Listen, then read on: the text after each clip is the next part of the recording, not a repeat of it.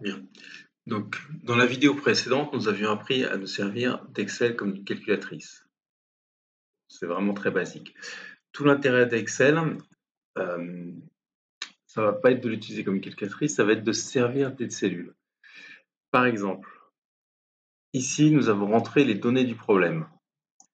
Si je change ces données, si par exemple ici je mets 5, on voit que ça n'interagit pas avec mon calcul. Ce qui fait qu'à chaque fois que je voudrais calculer une nouvelle surface, il va falloir que je ressaisisse manuellement la formule.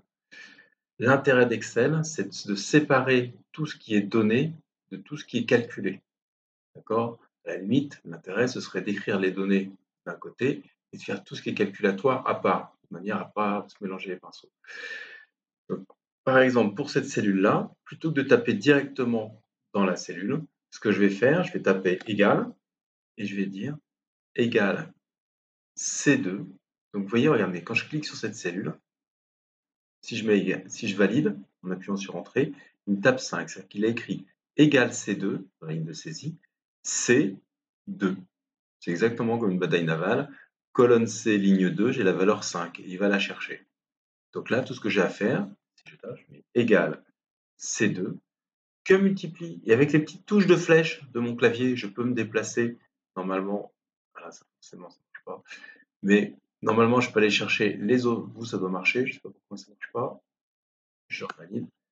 Mettre égal C2, que multiplie, ah bah ça marche pas, donc je vais cliquer à la main, C3 divisé par 2. Et là, l'intérêt, c'est que si je modifie ma valeur, si je mets 3 ici, il va me retomber sur 6 comme 6 mètres carrés. D'accord? Là, on voit que j'ai mes données et que toute la partie calcul renvoie directement aux hypothèses de mes données. Je peux faire pareil ici, je vais dire c'est égal à B fois H.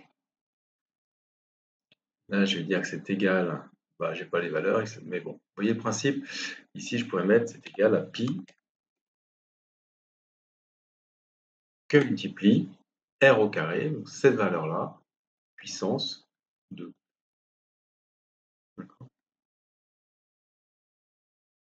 Si la valeur n'est pas un entier ou quelque chose qui tombe juste, c'est-à-dire si on a beaucoup de chiffres en virgule flottante ici, je peux réduire le nombre de 0 à l'apparence. Ça conserve, c'est-à-dire si je mets égal, ici, regardez ce qui se passe, je conserve, même s'il n'affiche que 12,6, je conserve toutes les valeurs. D'accord? Une autre façon de faire, ce serait de dire, de taper ici arrondi.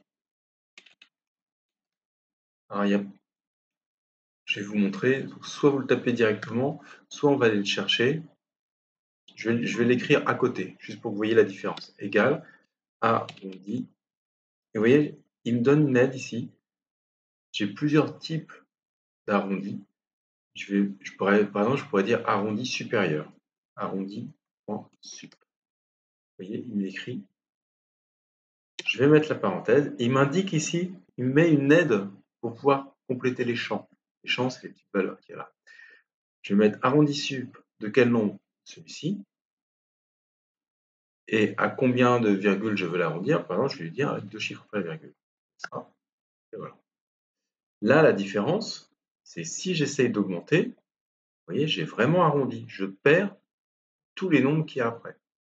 D'accord? Donc, c'est pas pareil de jouer sur l'affichage. Vous voyez, ce nombre-là, c'est pas le même que celui-ci. Celui-ci, on l'a arrondi, supérieur.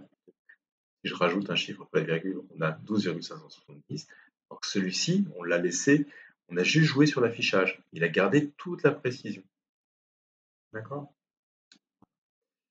Quand vous avez besoin, toujours pareil, besoin d'une fonction, vous faites égal, ici vous allez la chercher et vous avez toutes les informations pour pouvoir utiliser. Donc on voit le résultat de la fonction, on voit que la valeur, le nombre qu'il va chercher, c'est ça, et le deuxième, ça, c'est le deuxième, c'est la valeur après la virgule.